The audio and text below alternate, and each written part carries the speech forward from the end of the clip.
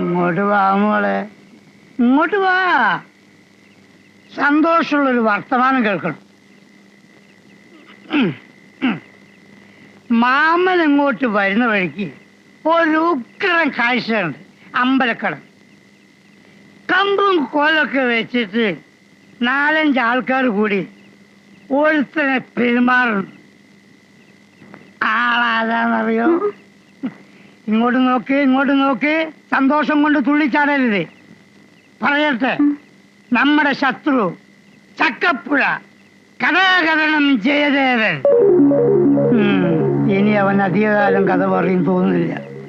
അതിന് മാത്രം കിട്ടിയിട്ടുണ്ട്. എന്നാലും എന്റെ മോളെ എന്തുമാതിരി തല്ല അവന്മാർ തല്ലിയത്. ഒന്നില്ലെങ്കിലും നമ്മളെപ്പോലെ വയറ്റപ്പഴുപ്പിന് വന്നവനല്ലേ. പാവം. എന്റെ ഭഗവതിയാണ് സത്യം. മോള് പിണഞ്ഞാലും വേണ്ടില്ല, എന്നെ ഇവിടെ ആട്ടി പറഞ്ഞയച്ചാലും വേണ്ടില്ല.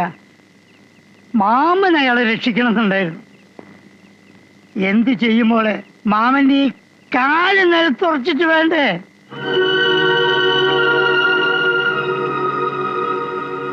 മോളെ എന്തു പറ്റി? മോള് അയാളെ കൂട്ട?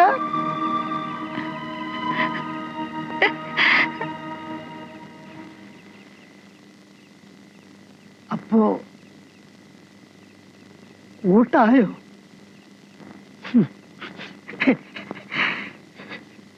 എന്റെ ഭഗവതി.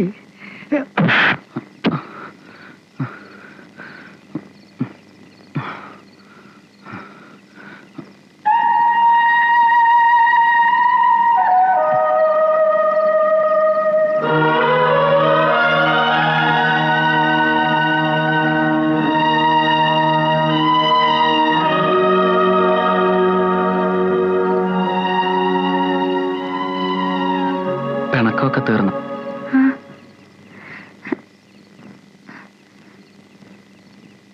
ഒരുപാട് വേദനിച്ചോ? ഈ പാതിരായ്ക്ക് ഇങ്ങോട്ട് ഓടി വരണം ആരെങ്കിലും കണ്ടാല്? പാതിരായ്ക്ക് ഒരാൾ ഇറങ്ങിയിടന്നിട്ട് ഇങ്ങനെയൊക്കെ ആയാൽ എങ്ങനെയാ വരാണ്ടിരിക്കുക? തന്നെ എന്നെ ഇങ്ങനെ ഒരിടത്ത് ഈ നേരത്ത് കണ്ടാല് ആളുകള് എന്താ പറയാന്നറിയോ? പറഞ്ഞോട്ടെ, പറയണത് എനിക്ക് ഇഷ്ടാ.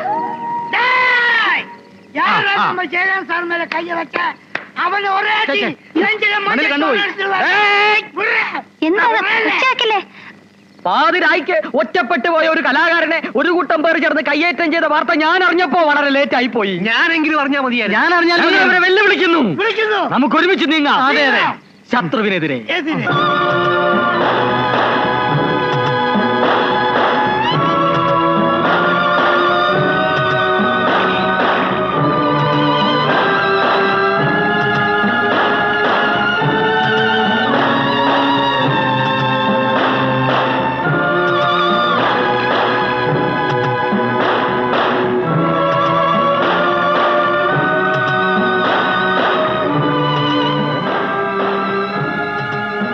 അവനെ എന്ത് ചെയ്യുന്ന പറയാ?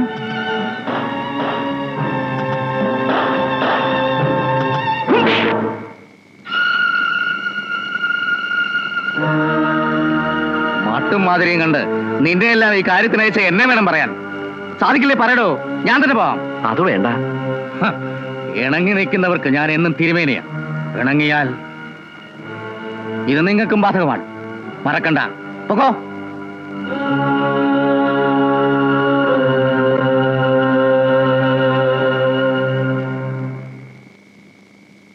കുറുപ്പേ, പുതിയ സന്നാഹങ്ങൾ വേണ്ടിവരും. ഒരുക്കാം.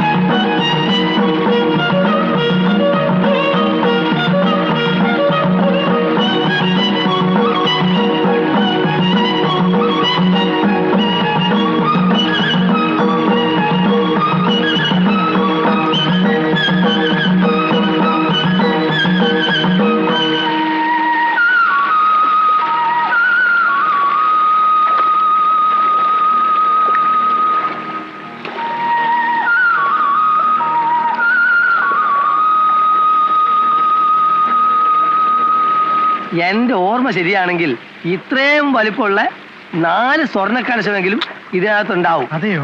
പിന്നെ നിധിയുടെ ഒരു പെട്ടി തന്നെ ഉണ്ടാവണം എന്നാ പറഞ്ഞു കേട്ടിട്ടുള്ളത്. ടിപ്പുവിന്റെ പടയോട്ടക്കാലത്ത് ഇതിലല്ലായിരുന്നു ഓടിയിരുന്നത്. ഇവരൊക്കെ ഇവിടെ ജനിച്ചു വളർന്ന ആൾക്കാരല്ലേ, പിന്നെ കൊണ്ടിരുന്നത് കണ്ടു കാണും. കണ്ട് കാണുന്ന അങ്ങനത്തെ ന്യായം പറയരുത്. കണ്ടത് സമമാണ് പറഞ്ഞു കേൾക്കുന്നത്. അറിയോ? നീ എങ്ങനെയാണാ പറയുന്നത്? നീ വരുത്തണല്ലേ? ഞാൻ വരുത്തണോ? അപ്പൊ ടിപ്പു ആരാ? ടിപ്പു ഞാനും വരുത്തം തന്നെയാ കേട്ടോ. ഞാൻ കള്ളടിച്ച വയറ്റി കിടക്കണം, ഞാൻ പറഞ്ഞേക്കാം. വയറ്റി കിടക്കണെങ്കിലേ പല മോരും വെള്ളം കുടിച്ചാ പോരെ. കള്ളടിച്ച അതിന്റെ സ്റ്റൈൽ ഞാൻ കാണിക്കും. ഒന്ന് പോരാ. പിന്നെ ടിപ്പുവിനെ പറ്റി ഒരു അച്ഛൻ എന്നോട് പറഞ്ഞിട്ടുണ്ടെങ്കിൽ എന്റെ സ്വഭാവം മാറും. അമ്മയുടെ ആംഗ്ലോ അച്ഛനെ പറ്റി പറഞ്ഞോ? ടിപ്പുവിനെ പറ്റി പറയണ്ട. ടിപ്പുവിനെ പറ്റി പറയണ്ട. നീ പോരാ അവിടുന്ന്.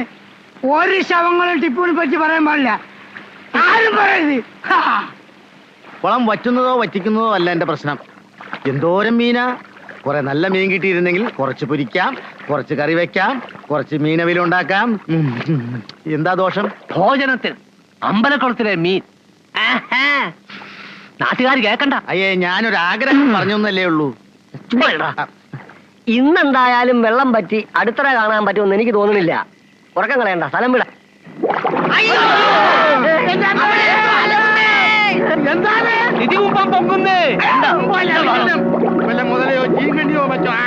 എന്താണോ ഇത്? എന്താന്ന് നോക്കി ഒന്ന് ഇറങ്ങി നോക്കാം. എന്തായി? ഒന്നുമില്ല.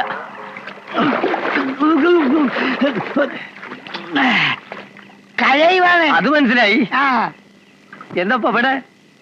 നായരെ, നിങ്ങളല്ലേ പറഞ്ഞത് ഇതിലെ ടിപ്പുവിന്റെ പടയോട്ടുണ്ട്, ഇതില് നിധി ഉണ്ടെന്ന്? അതെ. ആ അതിന് ഒറ്റക്ക് എന്താ എടുക്കല? ഒറ്റയ്ക്കില്ല. ഈ നിധി എടുത്തിട്ട് ഈ ഗ്രാമത്തിൽ ഒറ്റ കള്ളുഷാപ്പുള്ളൂ. എത്രയോ ജനങ്ങൾ ഇവിടെ കഷ്ടപ്പെടുന്നത്. അവർക്ക് കള്ളുഷാപ്പ് തുടങ്ങാനാ ഞാനിത് എടുക്കുന്നത്. നിധി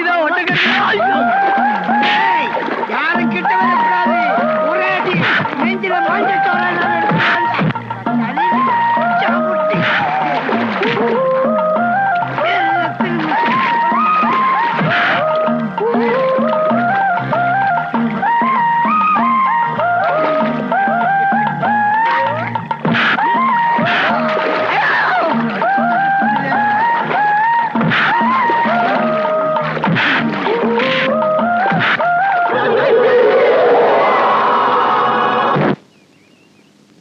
അനാഥ പ്രേതെന്നും അജ്ഞാത മനുഷ്യനെന്നൊക്കെ പറഞ്ഞ് വെറുതെ മാസം എഴുതി തള്ളിക്കളയാൻ ഞാൻ സമ്മതിക്കില്ല. ഈ ചരിത്ര പുരുഷന്റെ അസ്ഥികൂടം ആരുടേതാണെന്ന് വ്യക്തമായിട്ടുള്ള ഉത്തരം എനിക്കുണ്ട്. അസ്ഥികൂടം ആരുടേതെന്ന് അറിയാവോ? എനിക്കറിയാം. എന്നാ പറയൂ. അത് ഞാൻ പറയേണ്ടവരോട് പറഞ്ഞോളാം. ആരെന്ന് വെച്ചാ പറയണോ? അതൊരു തുക്കട ചായക്കടക്കാരനോട് പറയാനുള്ളതല്ലടോ. സൂക്ഷിച്ച് സംസാരിക്കണം. സൂക്ഷിച്ച് സംസാരിച്ചില്ലെങ്കിൽ തനിക്ക് വരും. നീ കുറച്ച് എന്താ ഇവിടെ പ്രശ്നം? ഇവിടെ പ്രശ്നമൊന്നുമില്ല. പ്രശ്നമില്ലെന്ന് ഞാൻ പറഞ്ഞു. പ്രശ്നമുണ്ട്. ആ പ്രശ്നം നീ പറഞ്ഞു കൊടുക്കും. സാറേ, ഈ അസ്ഥികൂടം ആരുടെയാണ്, എന്താണ്, എവിടത്തെയാണെന്ന് ഈ ഗ്രാമത്തിൽ വളരെ വ്യക്തമായിട്ട് അറിയാവുന്ന ഏക മനുഷ്യന്. ശരിയാ ശരിയാ. കണ്ടോ അഹങ്കാരം? തന്നെ വിശ്വസിച്ചിട്ടുണ്ടോ തന്നോട് ഞാൻ പറഞ്ഞു? അത് ഇവരോട് പറയാൻ പാടുണ്ടോ? അത് ഞാൻ പോലീസ് ഐജിയോടും സൂപ്രണ്ടിനോടും ഞാൻ പറഞ്ഞോളാം. സ്ഥലത്ത് പിടിയുള്ള ആളോട്ടോ ഞാൻ. ഓ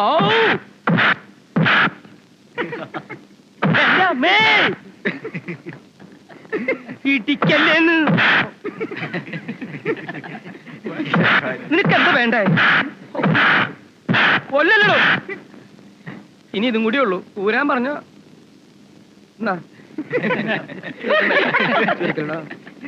പൊതുജനങ്ങളുടെ ശ്രദ്ധയ്ക്ക് 2 ദിവസത്തിനകം ഞാൻ കൂടുതൽ ശക്തി ആർജിച്ച് ഇവിടെ തിരിച്ചെത്തുമെന്ന് ഊന്നി ഊന്നി പറയുകയാണ്. മതി മതി, ഞാൻ വന്നിട്ട് തരാട്ടോ. നിങ്ങൾ വരുന്നില്ലേ? നിങ്ങൾ ഇരട്ട പറ്റില്ല. ഒരേ ഡ്രസ്സായി ചോദിച്ചത് ഞാൻ. ഇതിന്റെ പേരിൽ ഉത്സവം മാറ്റിവെക്കേ. ബുദ്ധിമാന്ദ്യം വടക്കുംപുറത്തെയും തെക്കുംപുറത്തെയും ഒരുപോലെ ബാധിച്ചുണ്ടോ? നടന്നത് പണ്ടെന്നോ ആണെങ്കിലും അപമൃത്യുവാണേ. കേസുമായിട്ടുണ്ട്. എന്ത് കേസ്? പുല്ലിറക്കാൻ വരുന്നവനും മൊന്തമോട്ടിക്കാൻ വരുന്നവനും കുളത്തി വീണ് മരിക്കാം. അങ്ങനെ ഒരു നിലപാടങ്ങോട്ട് എടുക്കാം. അത് തീരുവോ? തീരും, തീരണം.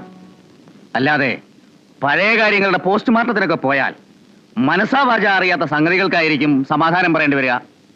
என் தாய் அறநிறை நிறிப்பிடம் அன்பின் உறவிடம் மாசற்ற மாணிக்கம் மாற்று குறையாத தங்கம்.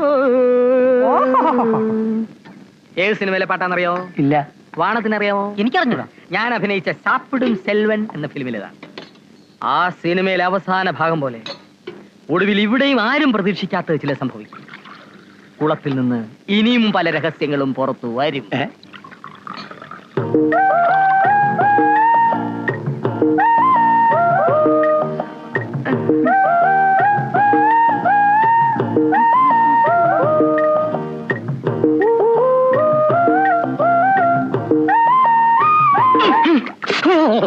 ചാപ്പിടി ചെല്ലുമേ കിടന്ന് അലറാതെ ചായ എടുത്ത് കുടിച്ചുമ്പോ എഴുന്നേറ്റ് പോടാ, കാശ് തന്നേച്ച് പോടിയ പുറത്ത്. താൻ ഇവിടെ ഇരുന്ന് ഇല്ലാത്ത വെട്ടിത്തരങ്ങളൊക്കെ വിളിച്ചു പറയും. പോലീസുകാർ വന്ന് പൊക്കുന്നത് ഞങ്ങളെ ആയിരിക്കും. പോലീസുകാരെ കാണാൻ നല്ല രസാ, പക്ഷെ അവരുടെ ചില കൈക്രിയകൾ കണ്ടു നിൽക്കാൻ പ്രയാസ. ഗരുഡൻ തൂക്കം എന്നൊരു പരിപാടി ഉണ്ട്, സഹിക്കാൻ പറ്റില്ല. ഒരിക്കൽ ഞാൻ കണ്ടതാ. ആഹാ, കണ്ടിട്ടേ ഉള്ളൂ. ഉത്സവപ്പറമ്പി പോക്കറ്റടിക്കാരുമായിട്ടിരുന്ന് വെട്ടി മലത്തേന് പോലീസുകാർ പിടിച്ചോണ്ട് പോയി ഗരുഡനായി തൂക്കിയത് ആരെയാ? ഫ്ലാഷ് ബാക്ക് അവതരിപ്പിച്ച് അദ്ദേഹത്തെ വികാരാധീനാക്കരുത് കല്യാണി അമ്മായി. അമ്മേ, ഒരബദ്ധം ആർക്കും പറ്റും. ഒന്നൊന്നുമല്ല, അബദ്ധേ പറ്റൂ. അബദ്ധം അല്ലാതെ ഒന്ന് പറ്റിയത് എന്നെ കല്യാണം കഴിച്ചത്. അത് എനിക്ക് പറ്റിയ ഒരു അബദ്ധമായി പോയി. വിളിക്കാനടാ മരമോന്ത. അത് പിന്നെ എന്റെ ഒരു പേഴ്സണാലിറ്റിയുടെ വിഷയമാ. കണ്ടിട്ട് ഇക്കാണുന്ന പേഴ്സണാലിറ്റി പോകുന്ന ലക്ഷണമാ. ചിട്ടിക്കുറിപ്പിനെ പിടിച്ചതിന് പുറകെ പോലീസുകാർ നായരെയും തിരയണമെന്നാ കേട്ടത്. അതിന് ഈ പ്രദേശത്തൂടെ വായി നോക്കി തേരാപ്പാര നടക്കുന്ന ചുമ്മാ പോലീസുകാരെ കൊണ്ട് പറ്റിയില്ല. സാക്ഷാൽ CD തന്നെ വരണം. കൊലൈ 17 വൈതന്നിലെ എന്ന സിനിമയുടെ ക്ലൈമാക്സിൽ ഹീറോ മുഖംമൂടി അഴിച്ച് CD ആയിട്ട് വരുന്നത് പോലെ ഈ ഞാൻ മനോജ് കുമാർ വരും. തെളിവുകൾ എന്റെ കൈവശമുണ്ട്. തെളിവ് തന്നെയാ ഞങ്ങൾക്കും ആവശ്യം. ഏമാന്മാർക്ക് എഴുതി വിട്ടാൽ മാത്രം മതി. ആളെ പിടിക്കാൻ ഞങ്ങൾ കിടന്ന് ഓടണം. ഏതായാലും ഒരുത്തനെ കൂടെ കിട്ടി. അയ്യോ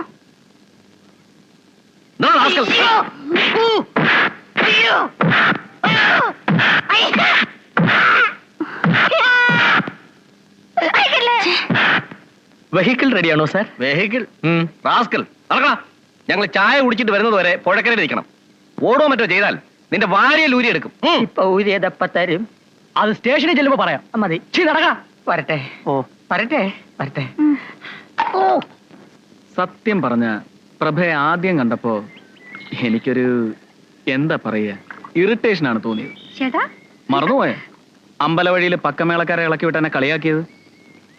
തെരുക്കൂത്തുകാരി, വായാടി എന്നൊക്കെ മനസ്സ് വിളിച്ചു. എന്നിട്ട് പിന്നെ തിരുമേനിയുടെ മുമ്പിലുള്ള ആ പെർഫോമൻസ് അതെനിക്ക് ഇഷ്ടായി. പക്ഷെ അവിടെ വെച്ച് അത് പുറത്ത് കാണിച്ചൂടല്ലോ. എന്നിട്ട് പിന്നീടാണ് ആ രാത്രി വന്നത്. നട്ടുവന്റെ മുന്നിൽ ആ നൃത്തം ആടി നിന്ന പ്രഭ എന്ന കലാകാരി എനിക്ക് എത്തിപ്പിടിക്കാവുന്നതിലും എത്രയോ ഉയരെയായിരുന്നു. അയ്യോ അങ്ങനെയൊന്നുമില്ല. ഇപ്പോ നമ്മളിങ്ങനെ ചേർന്ന് നടക്കുമ്പോ എനിക്ക് എന്റെ മനസ്സ് പറയുന്നു, ഉത്സവരാത്രിയിൽ കാഴ്ചക്കാരെ രസിപ്പിച്ച് രണ്ട് വഴിക്ക് പിരിഞ്ഞു പോകാനല്ല നമ്മൾ വന്നതെന്ന്. ഈ കണ്ണുകൾ പറയുന്നുണ്ടല്ലോ എന്റെ മനസ്സ് എപ്പോഴേ വായിച്ചു കഴിഞ്ഞെന്ന്.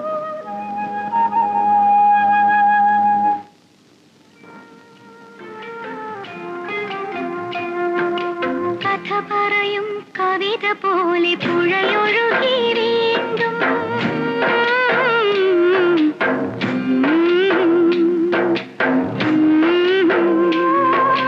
കഥനരസ കലിതമെത്ര പാട്ടുപാടി വീണ്ടും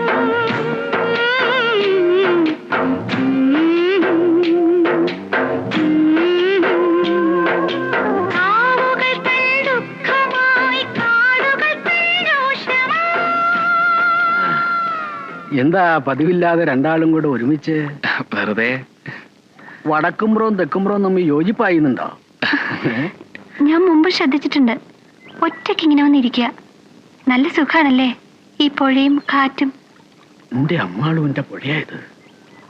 ഈ പുഴ ഇവിടെ ഇല്ലെങ്കിൽ പിന്നെ ഓരോ ഉത്സവത്തിനും വയ്യാണ്ടായ കാലത്ത് ഞാനിങ്ങനെ കിതച്ചു വലിഞ്ഞു വരുമോ? അമ്മാളോ? ആരാത്? എന്റെ ഭാര്യ. ഭാര്യ മാത്രമായിരുന്നില്ല, അമ്മാളും എന്റെ എല്ലാം ആയിരുന്നു. 10-20 വർഷം മുമ്പാ. എന്നിട്ടും മറക്കാൻ പറ്റണില്ലേ? എല്ലാം പോയി. പണ്ട് ഞാനും അമ്മാളും കൂടി ഇതിലെങ്ങനെ നടക്കുമായിരുന്നു. വിധിയെ തടുക്കാൻ ആർക്കാ കഴിയ? ഒരു ദിവസം നോക്കുമ്പോ എന്റെ അമ്മാളുവിന്റെ ശരീരം പുഴയിൽ അങ്ങനെ പൊന്തിക്കിടക്കണു. ദുർമരണ. ശുദ്ധി കലശം ഇന്ന് തന്നെ തീരില്ലേ? ആ, ഇക്കുറി കലശം എന്താണ്? ആർക്കാ നോമ്പ്? നമ്മുടെ നമ്പീശനാ, വ്രതമൊക്കെ തുടങ്ങി. ഓ, ആ കൂട്ടുകാരും പാട്ടുകാരും ഒക്കെ റിഹേഴ്സലൊക്കെ തകൃതിയായിട്ട് നടക്കുന്നുണ്ട്. അല്ല, ആളിങ് എത്തിയല്ലോ. എങ്ങോട്ടാ? പച്ചപ്പൊട്ട്. പച്ചപ്പൊട്ടോ? അശ്വതിക്ക് പച്ചപ്പൊട്ട് വേണമെന്ന് വാങ്ങും. ഇപ്പോട്ടെ. അയ്യോ, എടോ, വാവ് അടുക്കാറായിന്ന് തോന്നുന്നുണ്ട്.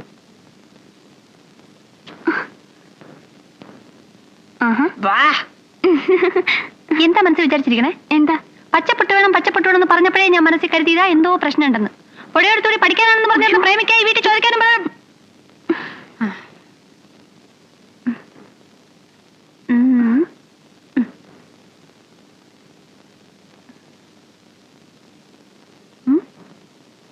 പൊട്ട് തന്നിട്ടേ പോകുള്ളൂ കേട്ടോ. ഇപ്പൊ വരാം.